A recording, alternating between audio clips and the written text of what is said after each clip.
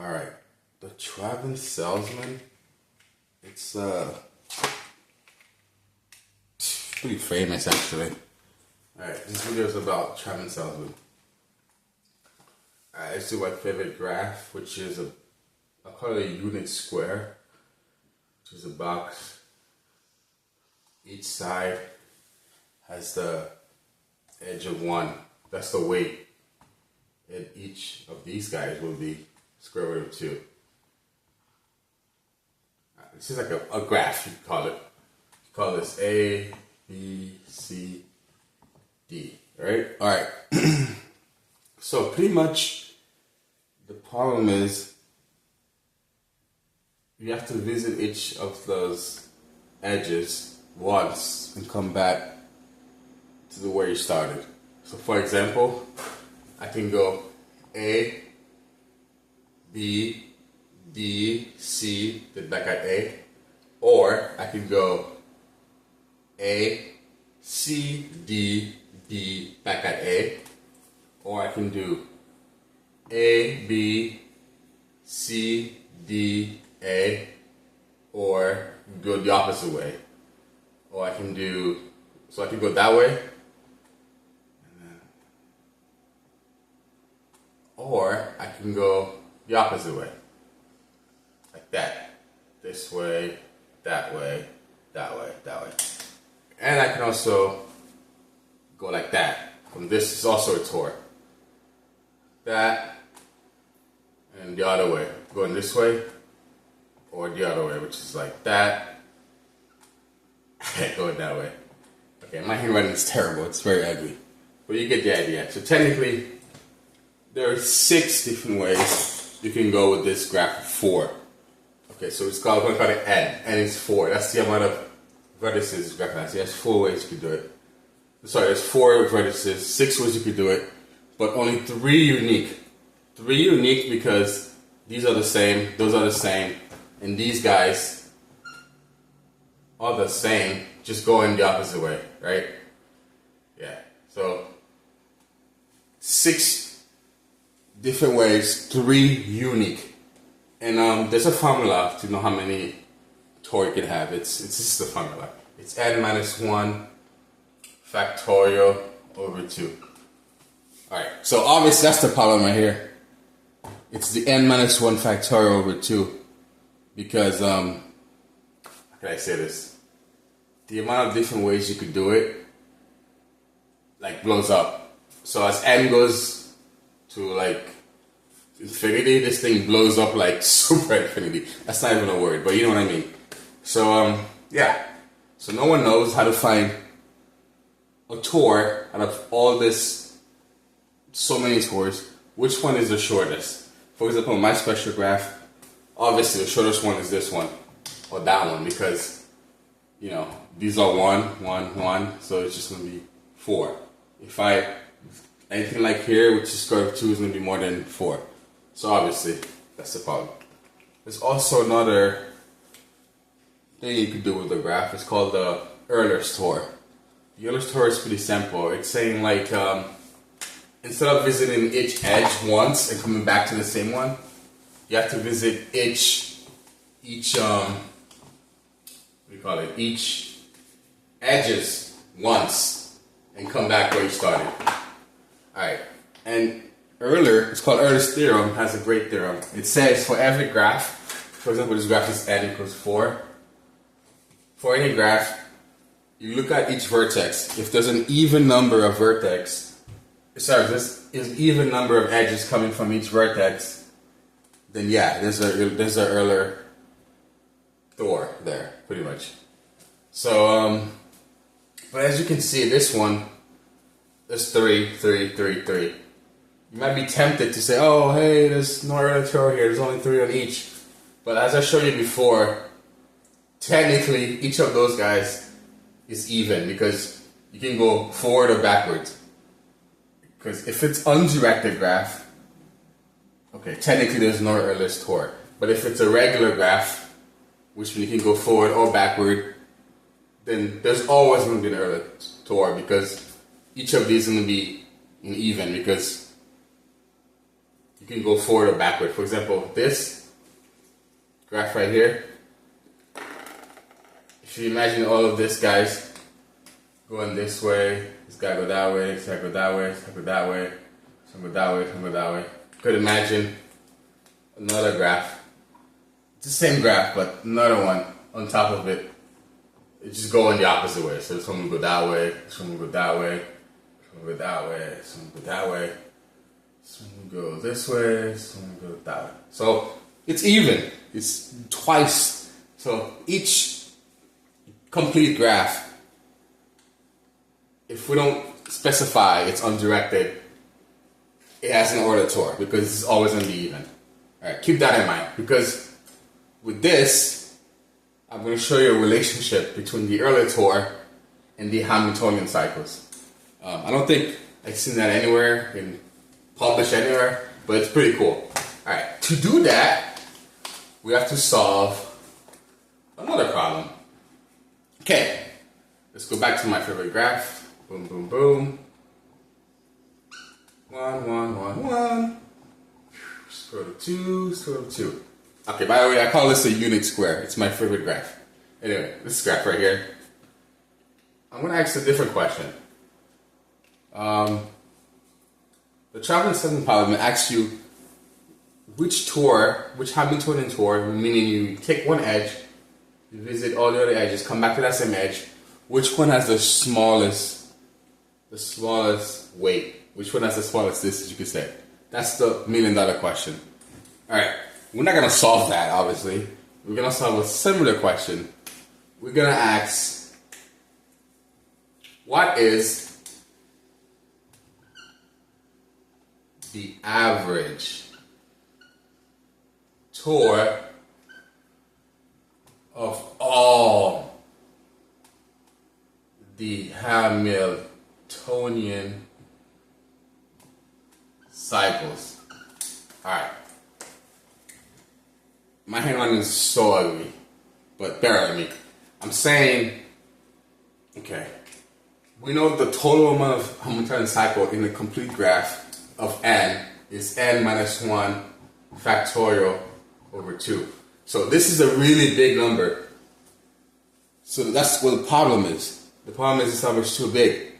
So if you try to find the average, you will have to add up that much tores and then divide it by that number. So you see, you would have to take each tore, get the weight, that many, and then divide it by that much, that whatever that number is. So that's like, you can't do that if using brute force, it will take you a ridiculous amount of time. Like it's exponential time. But I'm claiming we can solve this in polynomial time. So we're going to solve the average of all Hamiltonian cycle in the complete graph in polynomial time. And after that, actually, maybe I can do this in another video. I can also show you how to calculate the standard deviation of all the Hamiltonian cycles in the complete graph in polynomial time. Alright? So that's it's pretty cool. Anyway. Alright. Let's do this. How do you find the average of a number? Of a set of things? It's pretty easy. You take all of them you have and then divide it by how much you have, right? That's the formula for average. Alright, I'm gonna call it H av. That's the name I'm gonna call it. So what is that? H av is the average of all Hamiltonian cycle in a complete graph. Alright. It's pretty easy actually. For example, this graph that I showed you before, A, B, C, D.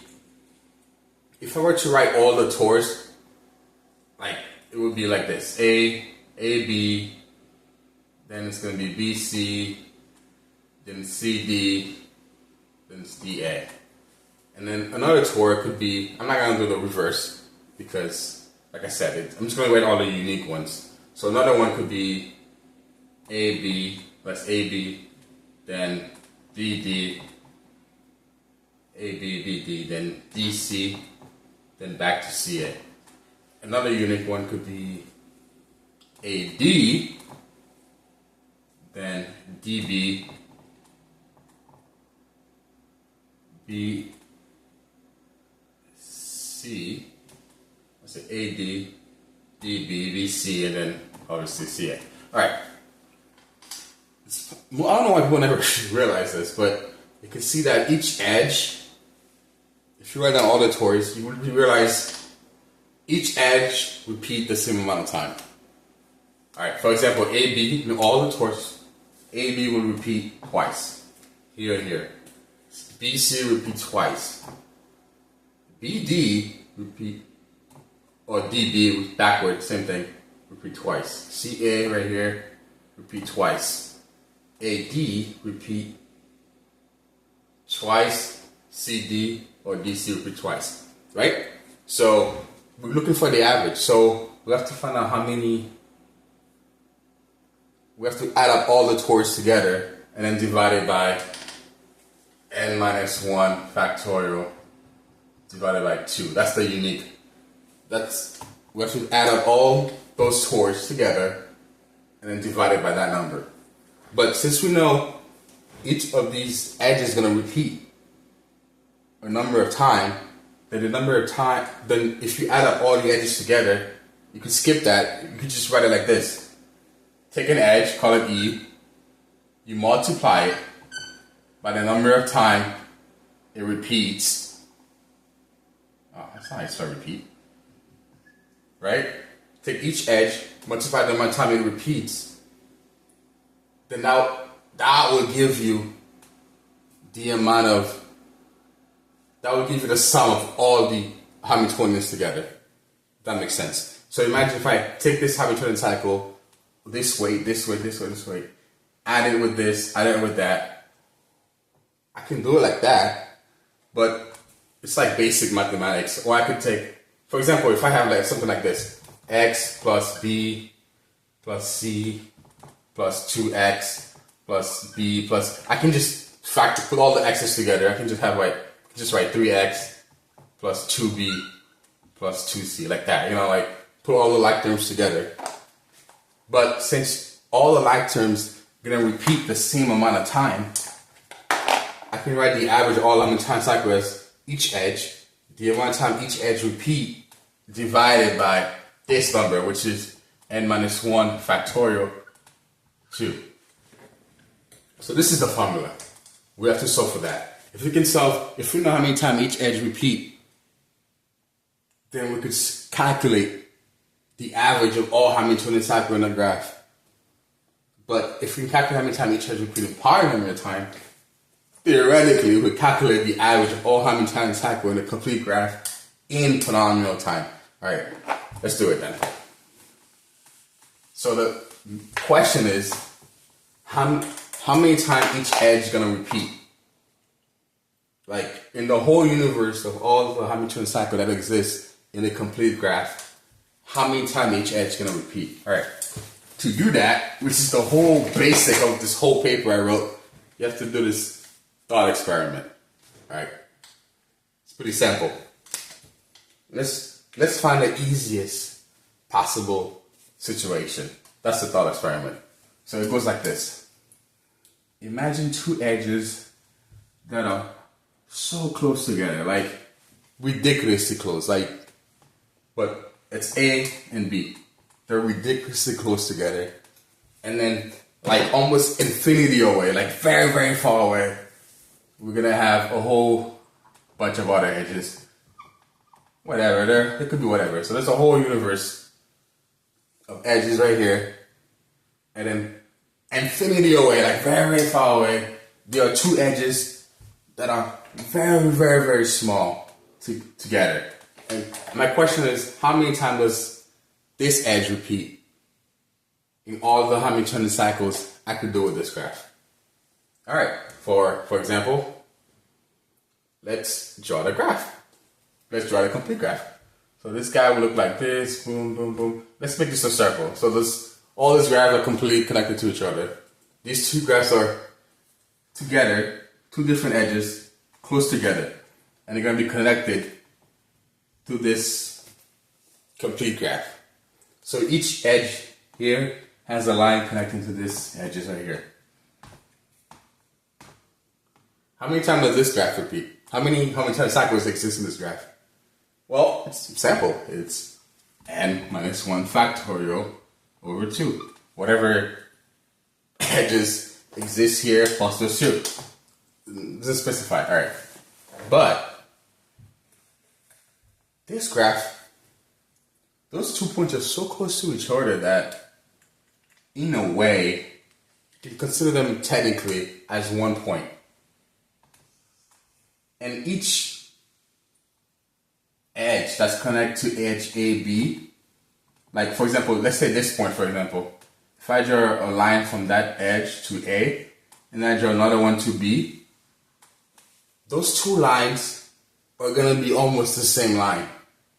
Because those 2 edges are so close together and so far away that you can consider those 2 edges as technically as 1 edge. That goes for every other point in this universe connected to those 2 edges. So for example, B, if I draw a point from B to this point right here, and I draw another one to A, it's almost 1 edge. So you could think of an imaginary graph that this is really 1 edge. Then on this imaginary graph that we just think of 1 edge, only has, it's not n minus 1 because we're taking away 1 edge from AB we consider as 1.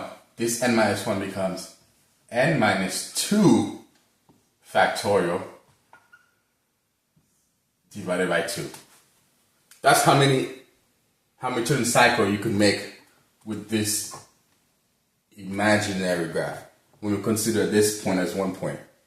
So that's the thought experiment. The thought experiment is like this. Imagine you have 2 points close to each other, far away from a bunch of other points in the universe. Okay?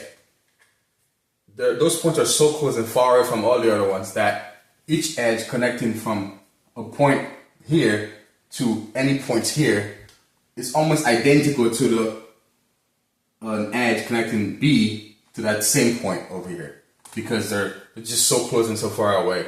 And if we take the limit, this is very close and like infinity away from this, then we can't really see the difference. You can just consider this as the graph. N minus 2 factor over 2, because n minus 2 because we lost an edge when we consider AB as 1 edge from the original graph on our new imaginary graph alright? But the amount of time edge AB repeat on this whole universe of the original graph is the same amount of time as Hamiltonian cycle exists on this imaginary graph, except each Hamiltonian cycle on the imaginary graph, we would have to multiply it by 2. Because, for example, on our imaginary graph, which is, this is the imaginary graph. So this is AB, now become 1 vertex. And then the universe is right here, right?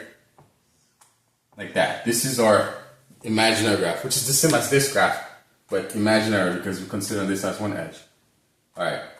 The amount of time edge AB repeat on the original graph is all the Hamiltonian cycle on the imaginary graph times 2, because each pair of edges that comes from our imaginary graph, like each pair of edges that connect to AB, like this, if we blow it up, it's like this. If we blow it up, it's A is right here, B is down there. Like this, right? If we blow it up. That means an edge can come right here through A, B, or it could go the opposite. It could go to B, then A. So for example, that's very ugly. So for example, if AB is right here, the universe is right here, you can connect to it like this, or I could connect to it like this. The universe is right here, like that. You see it? I can either, on this on this edge, I can either approach it like this, or I can approach it like that, crisscross. So the amount of time each edge, this edge repeat on the original graph, you have to imagine a new graph, n minus 2, this graph, times 2. Alright, it's very confusing. So pretty much the amount of time each edge is going to repeat on this original graph is the same as another graph that has n minus 2 vertices, but it's not quite, because you would have to multiply it by 2 because you have to crisscross it. Alright, so pretty much, since it's this times 2, the amount of time each edge can repeat is n minus 2 factorial. So this is the amount of time each edge is going to repeat in a complete graph. I mean, I know this is confusing, but you have to go through this thought experiment to prove that each edge is going to repeat n minus 2 factorial in all complete graphs. So for example, I said this one, I show you that each edge repeats twice. So n in here is 4. So n minus 2 factorial is 2. So that's why each edge only repeats twice on this graph, because of this formula. Alright, so now we can go back to the original problem, the original equation that I wrote, which was h av was equal to each edges. Oh, this is, when I say each edges like this, I really meant, earlier I wrote the same thing. I really meant the sum of each edges, because each edge repeats the same amount of time. So we can consider, so if we just add up all of them, it's a property of mathematics. Like you could add all of them together and then multiply by how many times you repeat, times the number of time you repeat, divided by n minus 1 factorial times 2. But I just showed you, we just calculate that. That was n minus 2 factorial. That's how many times each edge is going to repeat in a complete graph. So really, h av is equal to the sum of all the edges times n minus 2 factorial divided by n minus 1 factorial times 2. But n minus 2 factorial divided by n minus 1 factorial, it's just 1 over n minus 1. So h av is equal to 2 times the square root, times the sum of all the edges divided by n minus 1. That's it. So if you can imagine you have n is equal to 1,000,000, the amount of Hamiltonian cycles that exist for n million is ridiculous. Like no computer on the planet can solve it in a reasonable time. But you can calculate the average of all those tors in polynomial time, which is amazing. It's really amazing. So for example, this one, what's the average of all the tors here? All right, I can take one tor. Going around the circle, that's 4. Okay, and then I could add going this way, which is going to be 2 plus 2 square root of 2 plus the opposite, which is 2 plus square root of 2 divided by 3, because there are 3 unique Hamiltonian cycles. That will give me the answer. Or I could use this formula. So what I gotta do is take 2 times the sum of all the edges. So what's all the edges? So that's all the edges right here is 1 plus 1 plus 1 plus 1 plus square root of 2 plus square root of 2 divided by n minus 1. That is the average of all these tors. Okay? Which is pretty cool. Alright. Now, as promised, I'm going to show you a relationship between the Euler's theorem, alright, and the Hamiltonian cycles, whatever. Alright, so it goes like this. like I showed you before, each of these can go forward or backward. So technically, each complete graph has or Euler cycle because they're even. Because you can go forward or backward. For example, this one in Euler's path will look like this. That way, down, boom, boom. So this one go that way, that way, that way, that way. And I'm back here, right? And then I can go this way, that way, which is the opposite. Then that way, which is the opposite. I'm back here. Then from here, I can go down, which is the opposite. Then I can go that way, which is the opposite now. That way, that way, that way. Pretty much, you can do it. I think I did it wrong. But anyway, it looks something like this. Let me see.